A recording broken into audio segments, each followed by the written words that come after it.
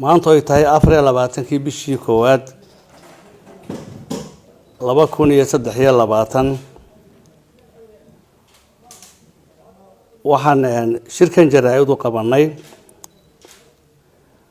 saraakiisha halkan ay u qabteen saraakiisha halkan joogta oo ka kooban jananada iyo korneylada ciidamada qaranka iyo booliiska guud ahaan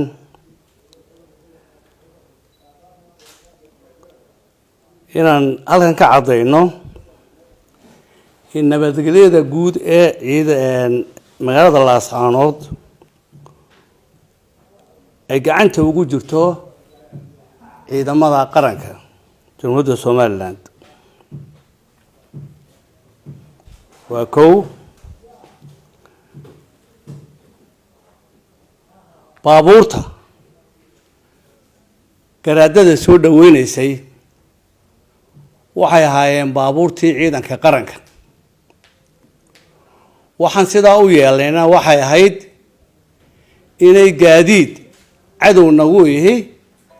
anay soo gelin gobolka marka hadalkan muumalka ee la sheegayo waxa weeye wadadka mubdi ka galay gaadiidkaas garaadada soo dhaweynay waa gaadiidkii ciidanka qaranka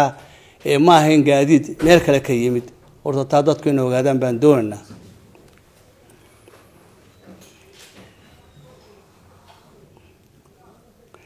shirweynaha dhaqanka ee gobolka ka dhici doona ciidamada nabadgelyadooda sugaysa waa ciidamada qaranka Jamhuuriyadda Soomaaliland ee gobolkan ku sugan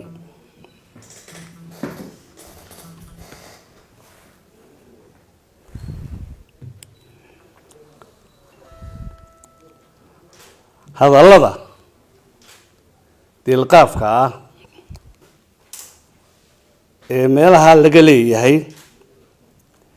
ciidanka qaranku dhiguma dhigi doono waxaanay wadan doonaan ciidanka qaranku hawshay u xil saaraayeen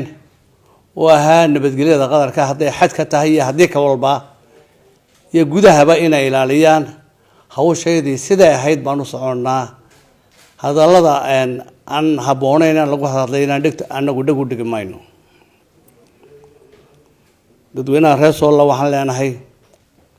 nabadgelyada idiga ku nool qof walba uu baahan yahay nabadda dhulkiina ilaashada oo ilaaliyo ciidamada ku jira magaaladana gacan ku siiya waayo nabaddu waa rag ogashi amniguna waa muhiim diinteena ay noqonaysaa oo noogu horreysana al-amn wal iimaan haddaan amni jirin salaada tukan maayo maheradi socon mayso qofku nabad ku seexan maayo habeenkii gurigiisa markaas intaasiba isagu dhacdo waxa ugu horeeya waa nabadda waana ogtihiin waxa ku soo badanaya khamri iyo wax la mid ah magaalada